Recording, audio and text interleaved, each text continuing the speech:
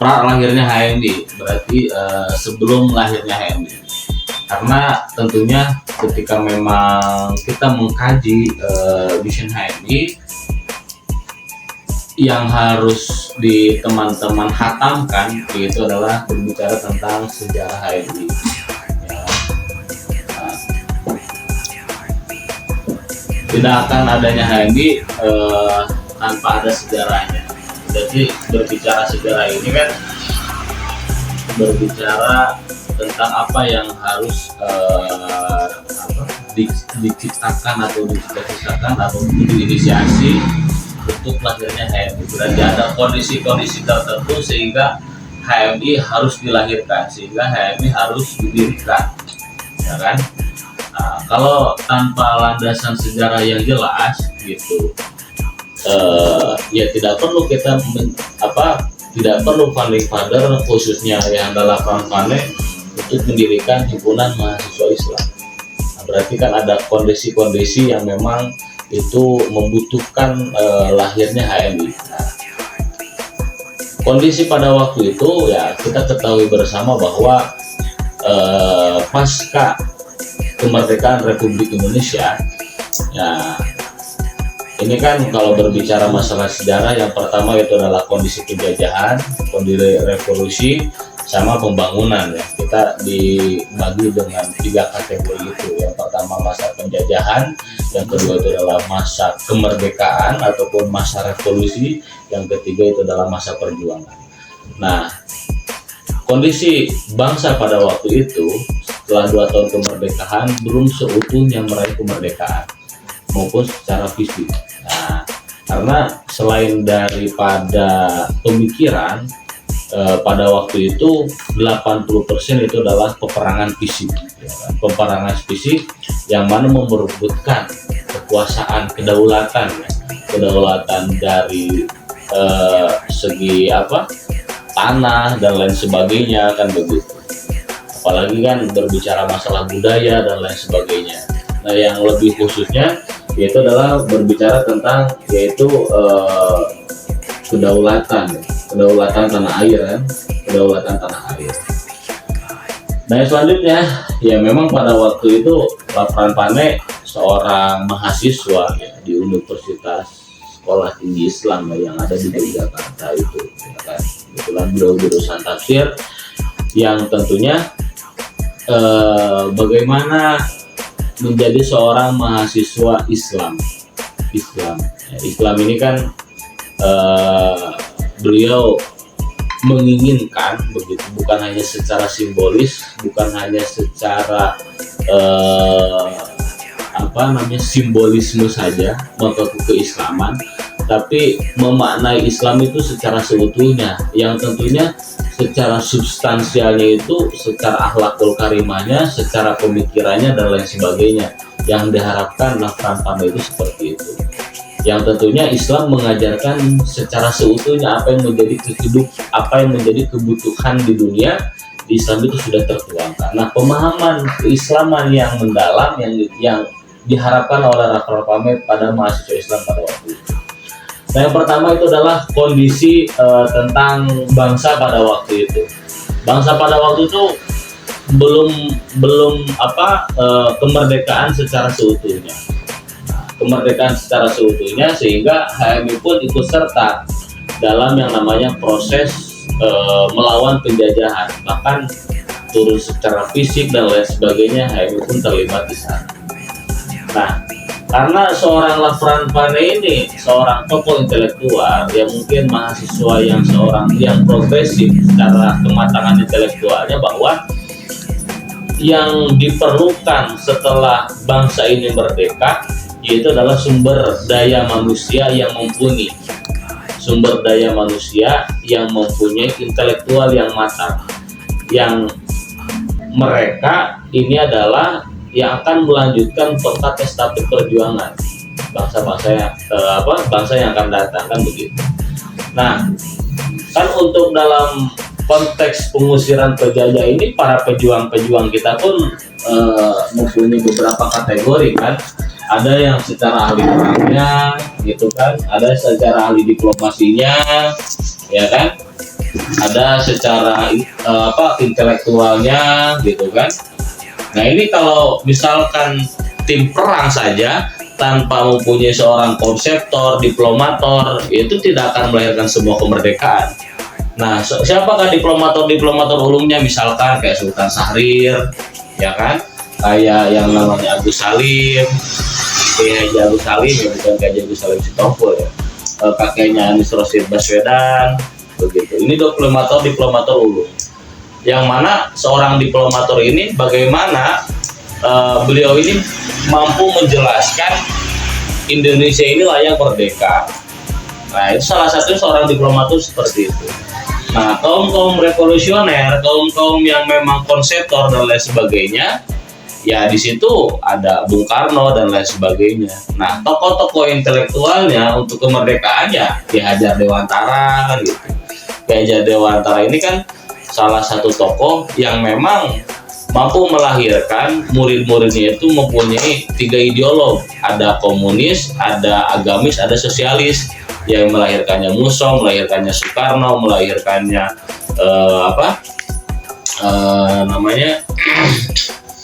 Soekarno, ya itulah tiga kategori itulah, mempunyai 3 ideologi itu Ki Haji Dewantara. Nah itu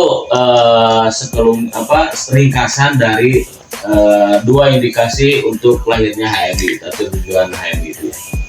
Nah, yang pertama kan untuk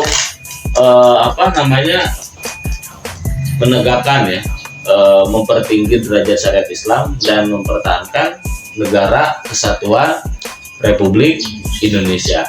Yang kita sebut ya tentunya hari ini ya keislaman ya kan, sama keindonesiaan lah.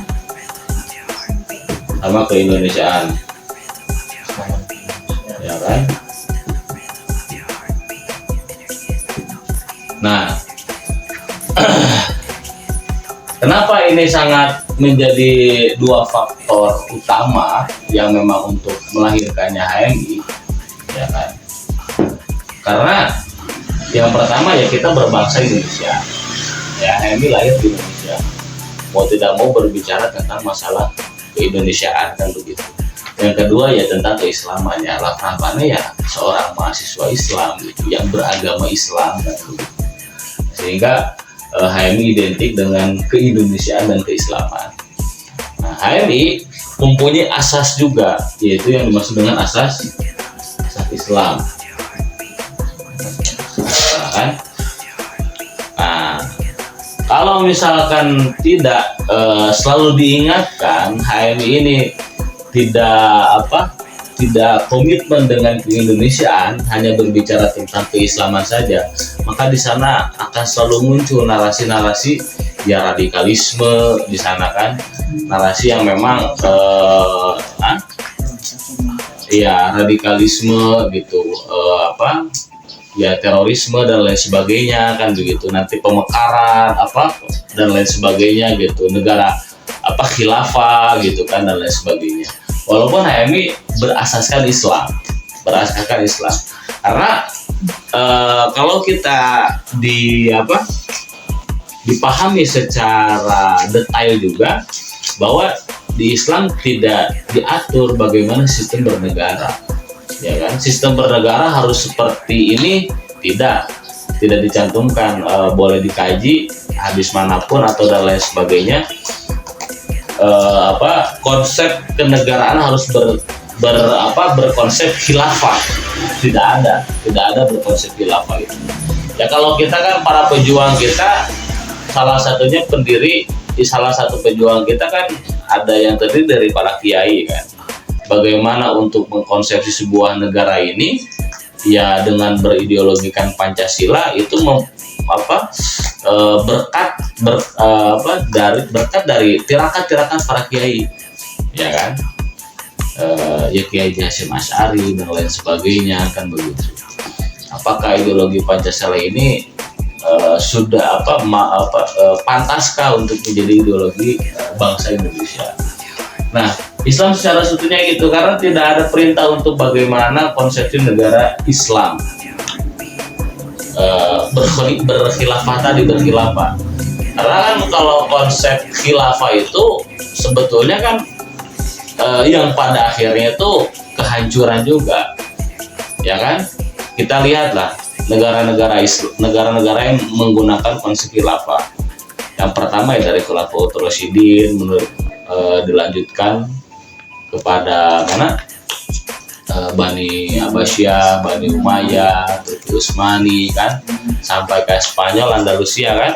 Nah, Andalusia itu kan, Spanyol itu bagaimana setengahnya umat Islam gitu kan, yang pada akhirnya kan hari ini kita ketahui bersama ya. Nah, hari ini kan dikuasai oleh oleh kaum yang lain, kaum Nasrani kan begitu. Berarti kan di situ ada konsepsi yang salah.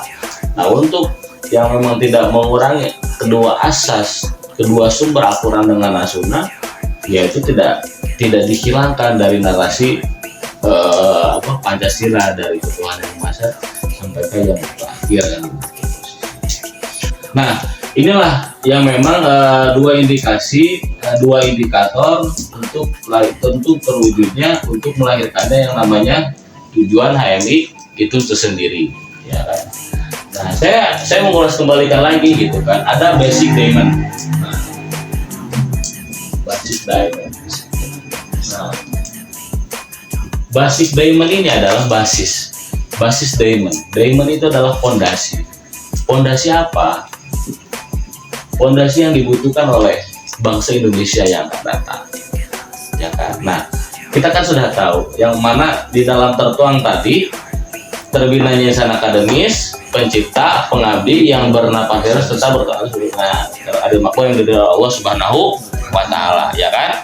Nah, HMI kan melahirkan tadi ya, yang pertama berbicara mempertahankan negara kesatuan Republik Indonesia lah, pokoknya berbicara tentang Indonesia harus sejahtera, harus makmur dan lain sebagainya, yaitu di Indonesia kan lah gitu kan, di komitmen keindonesiaan. Begitupun juga ini tentang keislaman lah posisinya. Nah, tadi saya sampaikan bahwa di dalam konteks perjuangan Indonesia itu, yang pertama adalah kaum penjajah, ya kan. Yang kedua itu adalah kaum revolusi, ya kan. Yang ketiga itu adalah kaum pembangunan, ya kan. Nah, ketika tadi indikasi penjajah tadi, ya kan, untuk bagaimana memajukan Indonesia untuk menjadi negara berkembang, untuk menjadi negara maju gitu kan, dibutuhkannya yang namanya sumber daya manusia yang matang secara intelektual, ya kan, yang matang secara intelektual. Maka di dalam pertama itu terbina insan akademisnya dulu, ya kan, akademis gitu. Nah, karena apa? Karena akan terjadinya kemunduran sebuah negara ketika memang sumber daya manusia ini tidak matang, ya kan. Ini kan untuk saya sampaikan tadi, untuk adanya sebuah kemerdekaan itu tidak cukup dengan bambu runcingnya saja, ada yang konseptornya, ada oratornya seperti Bung Tomo kan begitu. Seperti Haji Agus Salim, dia tidak terjun ke lapangan untuk berperang, tapi bagaimana dia mengkonsep, ya kan. Budi Utomo, beliau pun juga mungkin tidak turun ke lapangan, tapi kan bagaimana jadi dia orator yang baik kan. Nah, para diplomator gitu kan, para kaum intelektual, nah, karena sudah mengetahui bagaimana perkembangan zaman ini terus bergulir kan begitu, sehingga Indonesia akan setelah revolusi akan pembangunan secara infrastruktur, secara ekonomi, secara pendidikan, secara sosial, secara budaya, ya kan, pembangunan infrastruktur gitu kan, ekonomi, budaya, sosial, pendidikan dan lain sebagainya. Nah, yang harus membutuhkan ini berarti kan harus ada sumber daya manusia. Nah, salah satunya inilah yang dimaksud dengan cita-cita besar founding father kita, Ki Haji Lapran Paneh kita, ketika kader-kader HMI matang secara intelektualnya, dia akan mampu membangun bangsa, ya kan? Ya. Nah, setelah mereka membangun bangsa dengan dengan pemikirannya dia kecintaan kepada tanah air, apa yang dia miliki dia akan torehkan kepada tanah air ini, kan begitu, ya kan? Nah, kembali lagi, maka yang paling utama itu adalah menjadi insan akademis. Ini udah hal yang mutlak begitu kan. Ya gimana ciri-cirinya insan akademis? Ya kita masih sama-sama belajar gitu kan. Nah, menjadi insan akademis ya teman-teman hari ini kan di bangku perkuliahan, belajar, mengerjakan tugas kuliah, berdiskusi, ya kan, dan lain sebagainya. Nah, yang menjadi karakter himpunan mahasiswa Islam HMI bersifat secara independensi, ya kan? Independensi itu terbagi menjadi dua. Yang pertama independensi etis, yang pertama organisatoris. Nah, kader-kader HMI harus mempunyai independensi. Apa yang dimaksud dengan independensi? Independensi ini itu adalah bagaimana dia berpegang teguh. Pertama, etis ini adalah bergantung kepada halnya kebenaran, ya kan? Apa yang dimaksud dengan cenderung kepada kebenaran ataupun hanif? Saya menganalogikan seperti inilah. Kita misalkan di sini disediakan 2 air minum, 2 gelas air minum gitu kan. Kita kan mau meminum karena kita haus gitu. Tapi kita tidak tahu 2 gelas ini air apa gitu. Apakah air anggur merah, air putih, ataupun air teh atau apa dan lain sebagainya. Kita tidak tahu. Berarti kan kita harus menelusuri dulu nih, ya kan? Menelusuri dulu. Bahkan mungkin menggunakan praktek-praktek, ya kan? Jadi pertama dari penciumannya gitu kan, baunya udah menyengat gitu kan. Ternyata dipraktekkan kalau itu ada alkoholnya ini kebakar atau apalah dan lain sebagainya. Mungkin ada ilmu air situ. Kalau air teh itu gini dan sebagainya. Nah, pembuktian sampai ke kebenaran itu, ternyata itu alkohol. Ini air putih. Nah, air putih lah itu yang saya minum. Ya kan? Tidak terganggu oleh apapun itu. Nah, ketika patokannya kita dalam independensi etis itu adalah kebenaran, karena kan untuk mewujudkan kebenaran itu tidak mudah, betul nggak? Iya nggak? Untuk mewujudkan benar atau salah itu tidak mudah gitu kan. Bagaimana kita mengetahui kebenaran yang konkret? Berarti kan kita harus mencari. Nah, dengan apa carinya mencari? Ya kalau misalkan iya teh ya, jika orang namanya supaya tetap benar lah, statistik lah misalkan yang benar, berarti kan orang terus belajar, orang terus menanyakan dosen, orang terus katakan di sanalah proses untuk mencari kebenaran itu kita terus berjuang gitu, untuk membaca buku, membeli buku, berdiskusi kan, sampai yang pada akhirnya, pada puncaknya kebenaran itu kita dapat, ini loh yang paling benar, ini yang benar gitu. Tapi kan benernya ada landasan gitu kan. Nah, ini kecenderungan kepada kebenaran kan. Kadang-kadang HMI harus mempunyai independensi gitu kan. Nah, untuk menjadi dalam kondisi insan akademis ini, HMI selain harus menjadi insan akademis gitu kan, ya mempunyai independensi, karena kan HMI bersifat independensi. Nah, selanjutnya independensi secara organisatoris. Nah, di dalam organisatoris ini, ya kan, saya kembalikan lagi lah, saya kasih contoh lagi dalam masalah organisasi independensi etis lah. Misalkan ada perjuangan-perjuangan yang memang membutuhkan hak daripada kita. Misalkan kita menemukan sebuah kebatilan gitu, sebuah ketidakbenaran yang ada di Republik Indonesia, misalkan dari kebijakan pemerintah gitu kan, dari kebijakan kampus misalkan, dari kebijakan apapun itulah, lembaga desa dan lain sebagainya gitu. Nah, ketika memang kecenderungan teman-teman itu untuk menegakkan kebenaran, maka sampaikan secara kritis, ya nggak? Itu sebenarnya mah bantuan itu kuduna orang lansia gitu. Tapi yang dikasih itu ternyata keluarga kepala desa. Ini tidak benar nih. Maka teman-teman harus luruskan. Setidaknya ketika keberanian kita secara aksi, terus kita sudah menghitung-hitungan untuk bergerak, oh itu ternyata mental juga. Setidaknya kita mempunyai pemikiran kritis. Kita tuangkan di dalam tulisan kan, kita tuangkan di dalam diskusi lah, bahwasanya hal itu tidak benar gitu. Setidaknya teman-teman mempunyai pemikiran itu gitu, ya kan? Nah, kalau teman-teman tidak mempunyai pemikiran itu, bahkan tidak sampai menuliskan, bahkan tidak sampai di dalam gerakan, selamanya kita akan menjadi kaum tertindas, ya kan? Nah, ketika kaum tertindas ini, maka yang pada akhirnya itu adalah memperpanjang kebudakan.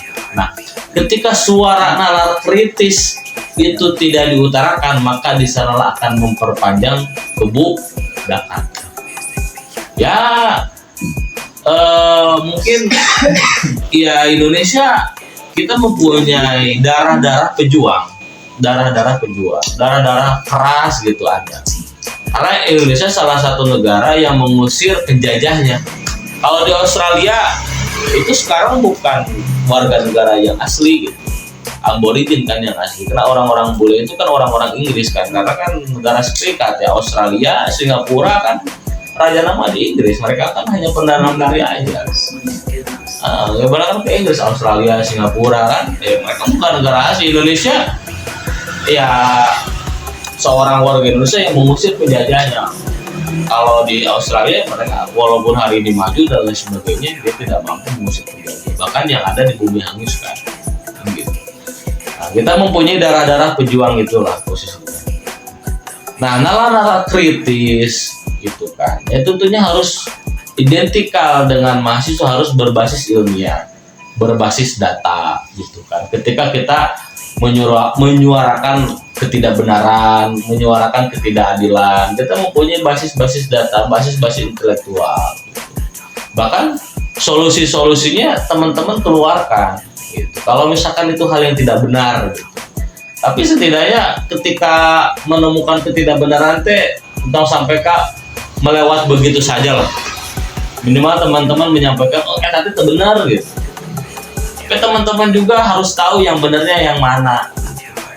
Jangan sampai mengucapkan benar, tapi landasannya tidak jelas gitu. Oh benar ini, tapi dalilnya tak apa gitu. Nah, kan akuinya kan harus dimainkan gitu kan sebagai rencana akademis. Nah, yang kita ketahui, kita boleh sebagai lagi, yang kita ketahui terbiasa akademis dan lain sebagainya itu adalah penyempurnaan dari tujuan HMB. Itu kalau tidak salah ditetapkan di Kongres 9 kalau nggak 10 tuh ya. Jadi yang pertama, Indonesia mempertahankan kesatuan Republik. Jadi di dalam tujuan HM yang sudah disempurnakan itu ada renovasi yang sekarang itu yang sempurna, sudah disempurnakan lah. Indonesia sampai tujuan masyarakat ada itu sudah disempurnakan lah posisinya kan.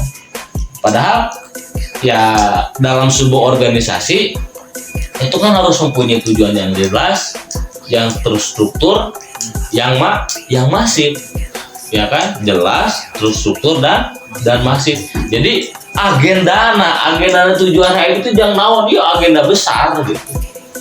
Agenda besarnya konsep negara gitu. Ya makanya HM udah kayak miniatur negara aja karena udah tujuannya udah visioner besar gitu, ya kan.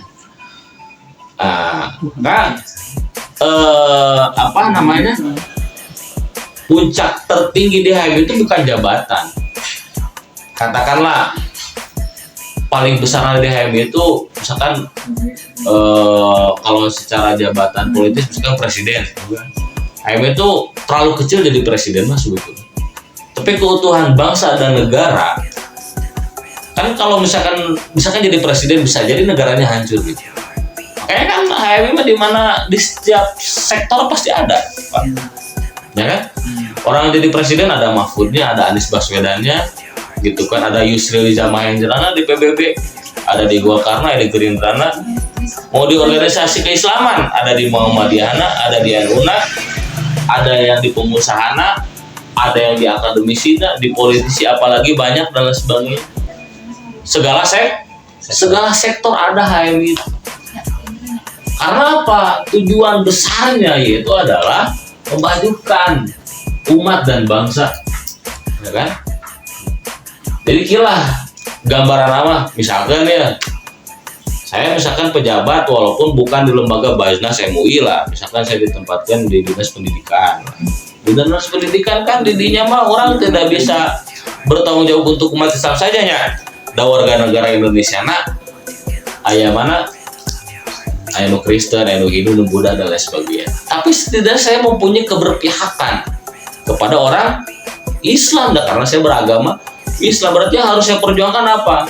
Ya buku-buku tentang keagamaan, bikin kegiatan untuk akhlakul karimah di sekolah melalui tahajud, pembinaan baca Al-Quran, sholat duha dan lain sebagainya. Jadi bertugasnya itu.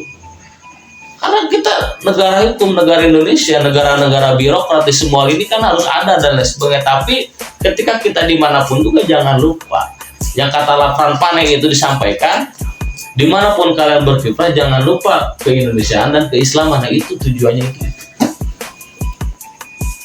Jadi tujuan HMI itu besar. Nah para alumni kenapa mensupport secara anggaran misalkannya kaderisasi. Nah HMI berfungsi sebagai organisasi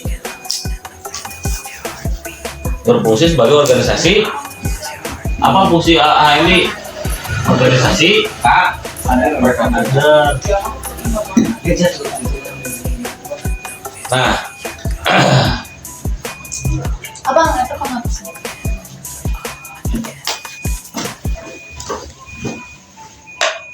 HMI berfungsi sebuah organisasi. Nah, ada kantong mahasiswa perana organisasi perjuangan ya, perjuangan. Nah, HMI berbasis kader.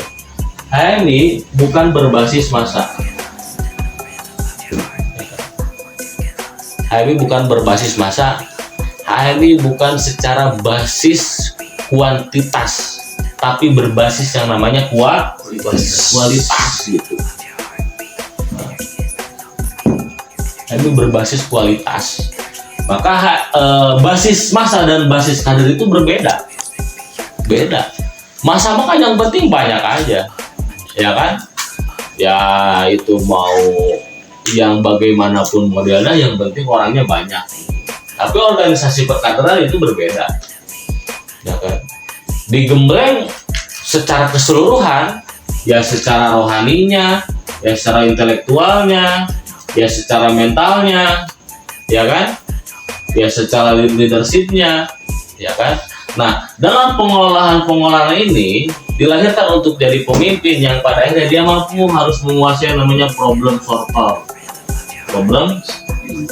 solving dalam mengatasi permasalahan ketika jadi leader itu, gitu kan? Nah, dengan berbagai macam pengetahuan yang dimiliki HMI, ya kan, kader-kader HMI, maupun kita jurusan agama Islam tapi kita mengkaji filsafat, pertanian, perikanan dan lain sebagainya, inklusif lah kader HMI itu kan.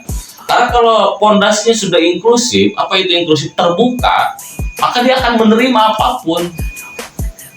Asal itu ilmu pengetahuan dan objektif dan rasional mereka terima. Membaca buku filsafat, agama, pendidikan dan lain sebagainya, inklusif lah, ya kan?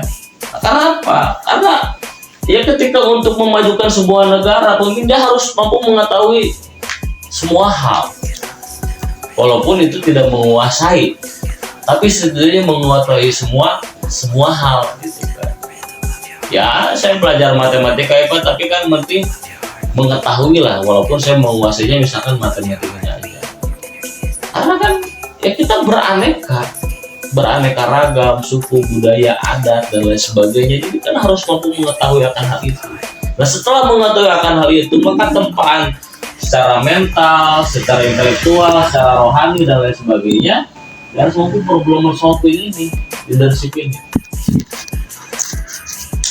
Ya kan? Nah, kader-kader HMI harus mampu itu. Maka akan ada perbedaan produk yang tidak berpendidikan tinggi, yang kuliah. Kan setidaknya itu ya. Orang yang kuliah dan yang tidak kuliah itu akan beda lah. Misalkan antum punya teman yang hari ini tidak kuliah, antum kuliah, gitu kan. Nah, kalau teman yang tidak kuliah misalkan diberilah masalah seetik, diomongan kekeluargaan atau kebabaturan itu ngesjuat pasti otak, ngesjuat, stres, ya kan. Tapi ketika teman-teman udah masuk kuliah, karena diajar presentasi, karena bergaul bukan hanya ruang lingkup kecamatan ataupun kampungnya saja, teman punya orang Jampang, orang apa dan lain sebagainya. Membaca buku karya ini, karya Soekarno, karya Nietzsche, karya Plato, kayak Socrates, ya kan? Nah ini tuh terasa pola pikir kita. Jadi ketika ada masalah tidak reaksioner, tidak pukul-pukulan, tidak langsung nonjok, berpikir dulu.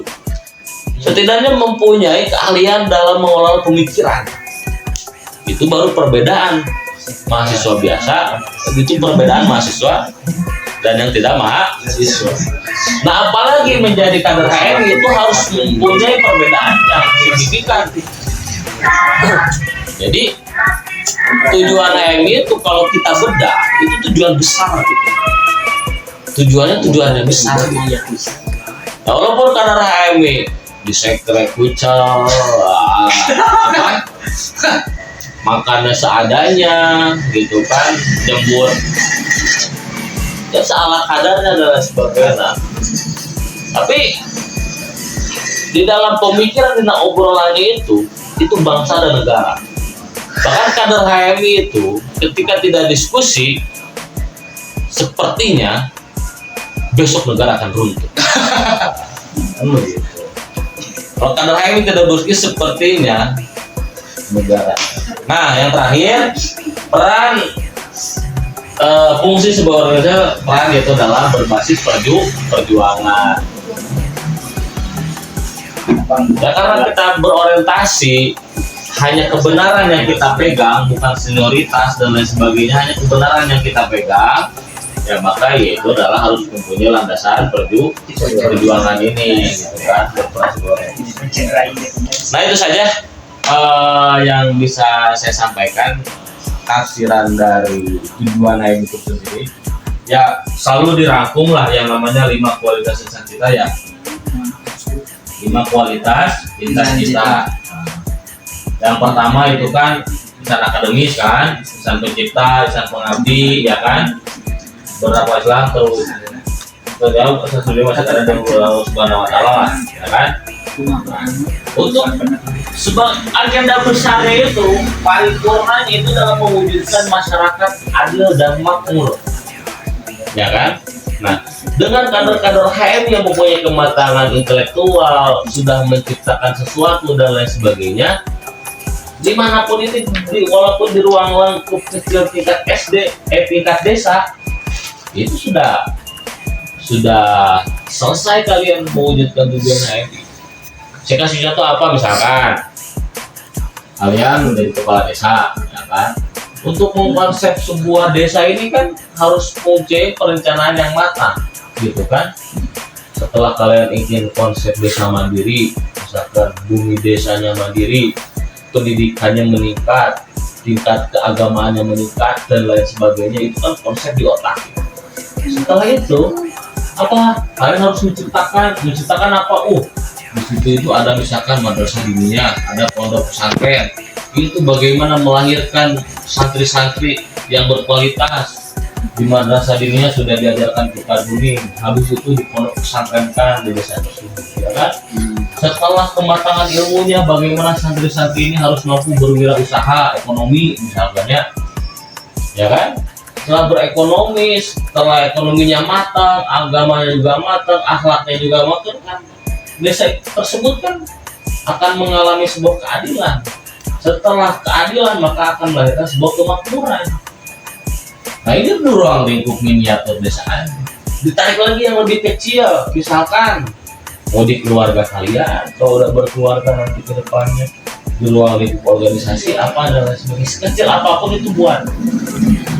Nanti tugas kader HMI setelah abang membulak-balikan dengan pengalaman, dengan membaca buku dan lain sebagainya, ya kematangan intelektual dulu balik lagi ke situ, ya kan? Ya, dengan membaca, berdiskusi dan lain sebagainya itu yang paling utama yang dibutuhkan di masyarakat. Setelah itu ya teman-teman secara mentalitas, secara spiritualitas gitu kan, itu ditingkatkan. Nah leadership berjalan nanti juga, tempaan terbentur maka akan terbentuk itu ya akan terasa juga proses perkembangan dan ini akan menjadi kunci kehidupan teman-teman semuanya. Dimanapun teman-teman berkiprah, tapi fondasi dasar itu sudah mempunyai, insya Allah bisa. Itu sudah terbukti oleh kader-kader lain. Di Rusana dokter gigi PPHMI, jadinya komisaris, kan? Saya pendidikan, tapi saya resepnya berpolitik, pribadi gitu kan. Ada yang kuliah di STAI, senior kita ada jadi pengusaha. Ya kan? Ketika fondasi dasar ini sudah dimiliki oleh kader HMI, ditempatkan dimanapun juga dia bisa, karena pemikiran terbuka, jujur gitu, ya kan? Karena untuk melahirkan sebuah inovasi yang baru kan dibutuhkan yang namanya pembaharuan, moderatnya disebutkan. Ya kan? Harus maju pemikirannya, harus visioner. Tuh saja. Selanjutnya diskusi aja.